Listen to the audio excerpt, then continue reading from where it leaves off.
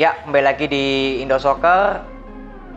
3 pertandingan sudah saya bahas dan ini pertandingan terakhir yang akan bermain pada hari Sabtu tanggal 16 Oktober dan bermain jam 20.45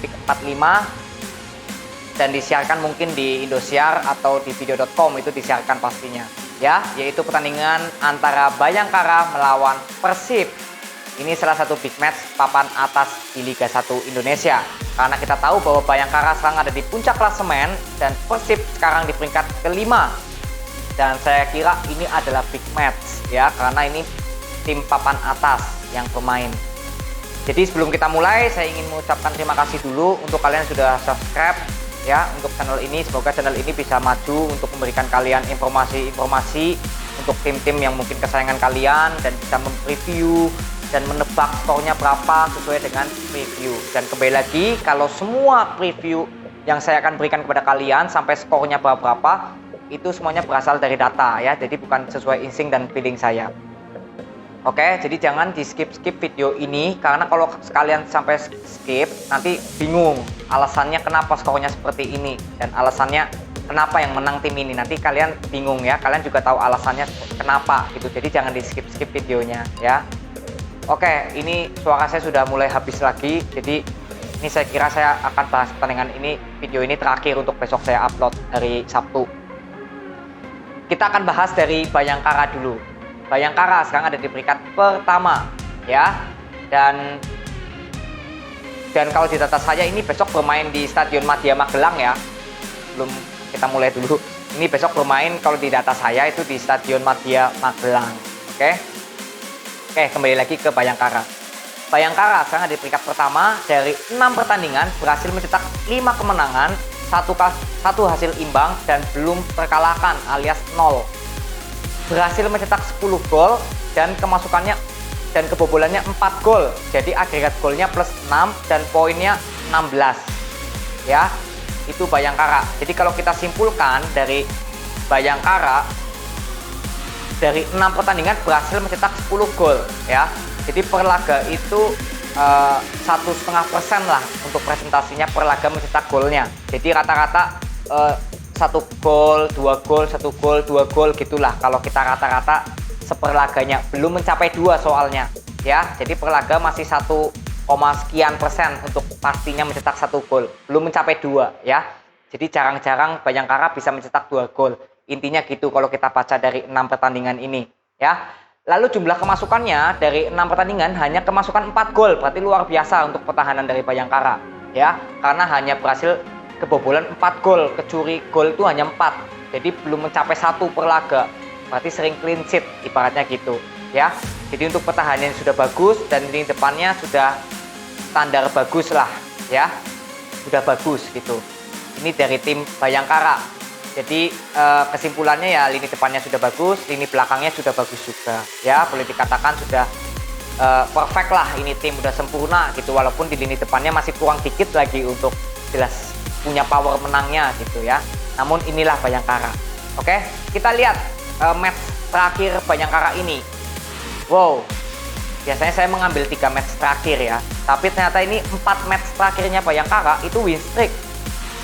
4 pertandingan terakhir win streak, belum pernah kalah Bayangkara. Wah, ini luar biasa juga ya. Saya kan biasanya mengambil 3 pertandingan terakhir, tapi saya lihat datanya, wah ternyata 4 pertandingan terakhir nggak pernah kalah, nggak pernah imbang, nggak pernah kalah ya, win streak. Oke, kita bacakan dulu. Bayangkara ini sebelum melawan Persib itu kemarin habis menang 3-2 lawan Barito Putra, lalu menang 2-0 lawan Persik Kediri, lalu menang 1-0 lawan Persebaya Surabaya, lalu yang terakhir menang 1-0 lawan Madura United. Jadi dalam, kita lihat 4 pertandingan langsung aja ya, jangan 3, karena ini win streak semua soalnya, jadi tanggung kalau kita ngambil 3 ya. Jadi kita ambil 4. Dalam 4 pertandingan itu berhasil mencetak 7 gol. Dalam 4 pertandingan terakhir berhasil mencetak 7 gol dan hanya kemasukan 2 gol saja dari 4 pertandingan ya. Jadi dari 4 kemenangan ini Bayangkara itu hanya kebobolan lawan Barito Putra 2 gol itu. Sisanya 3 pertandingan clean sheet tanpa kemasukan. itu Bayangkara ya. Jadi boleh dibilang ya lini depan dari Bayangkara sudah bagus, di lini belakangnya juga lebih bagus lagi ya. Tapi kalau di lini depan kita lihat sudah dari 4 match sudah mencetak 7 gol, hampir mendekati 2% untuk perlaganya mencetak gol dari 4 pertandingan terakhir. Berarti tandanya Bayangkara dalam 4 match terakhir itu lebih luar biasa lagi dibandingkan kita lihat data yang 6 pertandingan tadi. Ternyata di 4 pertandingan terakhir lebih luar biasa lagi di lini depannya Bayangkara. Jadi boleh dibilang ya Bayangkara sangat bagus lah, untuk tim ini sangat luar biasa lah dalam 4 pertandingan terakhirnya ya. Nggak pernah kalah, nggak pernah imbang, win streak 4 pertandingan beruntun. Oke, lalu kita lihat Persib bagaimana nih akan melakoni tim yang sedang on fire ini. Kita lihat datanya Persib sekarang. Persib di peringkat kelima ya, dari 6 kali bermain sudah mencetak 2 kemenangan dan 4 hasil imbang dan belum terkalahkan. Jadi sama-sama dengan Bayangkara nih, belum terkalahkan nih. Wah, ini luar biasa big match ini ya. Lalu dari 6 pertandingan berhasil mencetak 6 gol dan hanya kemasukan 4 gol. Jadi agregat golnya plus 2 dan poinnya 10. Jadi kalau dari data Persib ini, itu untuk masalah mencetak golnya rata-rata 1 saja per laga udah ya, 1 gol saja rata-rata. Jadi kalau boleh disimpulkan ya lini depan Persib sebenarnya ya standar, udah standar. Jadi nggak bisa dikatakan ini tim punya apa ya power untuk menang gitu ibaratnya, nggak ada. Jadi standar aja gitu. Karena kita lihat jumlah golnya dari 6 pertandingan hanya 6 gol ya. Itu kalau kita lihat dari 6 pertandingan. Lalu jumlah kemasukannya 4. Nah, ini cukup sama ya, sama Bayangkara sama nih, sama-sama sudah kebobolan 4. Lini belakangnya cukup baik Persib Bandung ini ya. Dari lini belakangnya nggak ada masalah, hanya lini depannya aja ini kalau Persib Bandung saya lihat ya. Oke, ini suara saya udah mulai habis, serak-serak.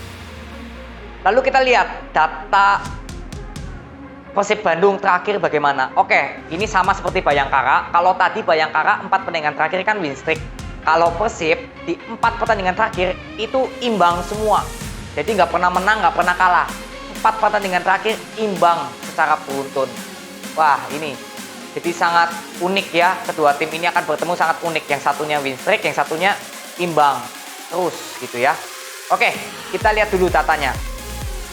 Persib sebelum besok melawan hari ini melawan Bayangkara, itu Persib kemarin ditahan imbang 1-1 oleh PSM, lalu ditahan imbang lawan Tira Persikabo 0-0, lalu lawan Borneo juga 0-0, lalu lawan Bali United imbang 2-2.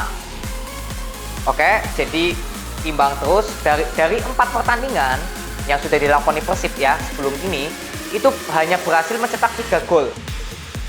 Dan kemasukannya juga 3 ya dari 4 pertandingan. Berarti kalau dari lini pertahanan Persib, kita simpulkan dari pertahanannya Persib di 4 pertandingan terakhir dengan hanya kemasukan 3, ya udah bagus lah. Persib ini sudah bagus di lini pertahanannya.